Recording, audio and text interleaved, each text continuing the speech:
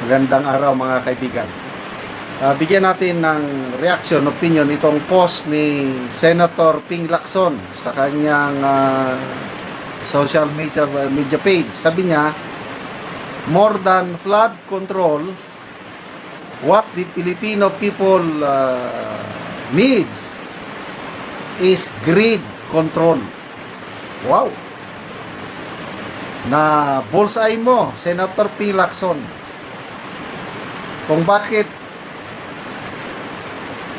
talamak ang korupsyon lalo na sa flood control projects dahil sa hindi makontrol na kasakiman ng marami contractors o politicians, officials in government, connivance with contractors. Kaya loko-loko na ang ating pamahalaan ngayon sa sobrang kasakiman ng mga nakaupo sa gobyerno na nakikipagsabuatan sa mga contractors. Okay, saludo ako kay Senator Ping Lacson. Live siya ngayon sa Senado. Nagpre-present siya ng mga facts tungkol sa anomalya sa flood control. Pakinggan natin siya. Sa namin, isang contractor ang naawardan ng lahat ng packages na ito, ang Silver Wolves Construction Corporation. Distinct pa rin, distinguished colleagues. Ito ang nabanggit kong pork barrel insertions kanina, Mr. President. Meron pang mas matinding congressional insertions, ipapakita ko sa inyo. Bago at Nauhan, Oriental Mindoro, Aguila Construction Congressional Insertions. Mr. President, when flood control projects fail to stand against tides, we are compelled to question the feasibility of the project and the technical capacity of the contractor. But what if an elected congressman or a political group claims ownership of the project? Is it not both proper and necessary to scrutinize their motivations and examine the extent of their involvement, and perhaps to hold them responsible? This explains the logic why I am insisting to make transparent the identities of the proponents of the insertions, from the House GAP, Senate version, and all the way to the PICA. If they claim something as theirs, should they not also be accountable for its failures? Mr. President, I raise the question because of the evident congressional banners we observe alongside many projects in Nauhan and Baco, both in Oriental Mindoro. Bilang halimbawa, in Barangay Burbuli, Baco, Oriental Mindoro, one banner reads, Congressional Project, Construction of Flood Control Structure along Barangay Burbuli, Alag River, Baco, Oriental Mindoro, Aguila, Aksyon, Gobyerno at Inisyatibo sa Larangang Legislatura.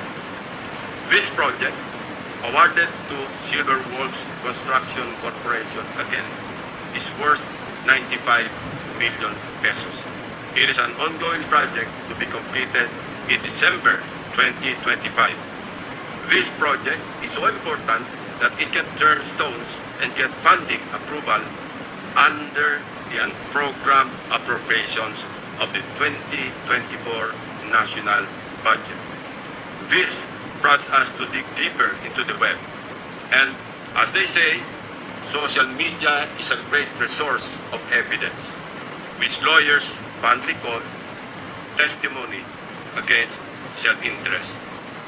In one Facebook post, we discovered a congressional representative showcasing his midterm accomplishment report covering the period from June 30, 2022 to December 31, 2023.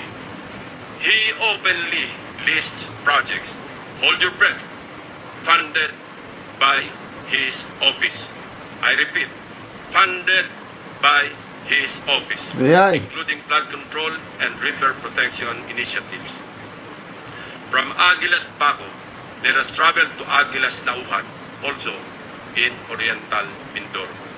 Mr. President, Nauhan is among the beneficiaries of 3.6 billion pesos Wow. worth of projects, while Baco proudly lists 807 billion, all of which is attributed to and owned up by the office of the congressman. Hindi lamang po ito ang maswerteng napunduhan. Isa pa sa pinagmamalaki ng mapag-angking congressman ay ang flood control structure sa Butas River, upstream, Barangay San Jose, Nauhan, Oriental, Mindoro. We took time to visit the project, Mr. President, which he referred to as a national project through congressional allocation. The project was awarded to Raymond Builders for 231 million pesos at hinugot pa rin ito sa unprogrammed funds. Dalawang projects na po ito ng Agila na natuklasan namin mula sa unprogrammed funds, isa sa Barangay Burbuli at isa sa Barangay San Jose.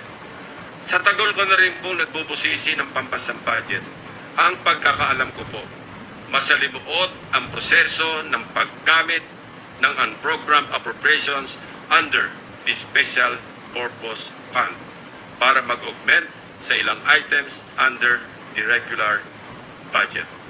Hindi po madaling ma-access ito. Dapat A.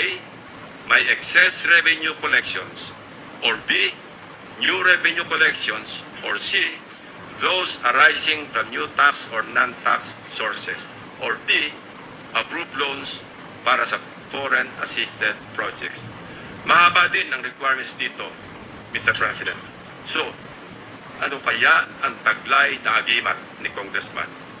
What gives, Mr. President? Kung saan may multimillion projects, dumadapo ang Agila. Pero lubog pa rin sa baha ang nadadapuan ng Agila. Isa lamang po ito sa napakaraming banners at social media posts ng congressional insertions ng mga politiko na naglipana sa iba't ibang bahagi ng bansa. Mr. President, ituloy na po natin ang diskusyon tungkol sa aming mga obserbasyon sa lalawigan ng Oriental Mindoro. Without taking anything away from the good but suffering people of this province on the legitimacy of their needs due to its high flood susceptibility, I want to speak of the billions of appropriations for flood control projects poured into this province in Luzon's eastern flank. Mr. President, when someone gets the largest share of the pie, we naturally ask why, especially if such a price comes from the taxpayers' tab. In Oriental Mindoro, for example, we wonder why among its Okay, salamat po, Senator Ping Lacson. Saludo tayo sa kanya. Ulitin na yung sabi niya, greed control. Grabing kasakiman ng pera. Yung politiko, DPWH contractor, kaya nagkakaluko-luko tayo. Kaya salamat sa inyong pagsubaybay sa ating channel, mga kaibigan.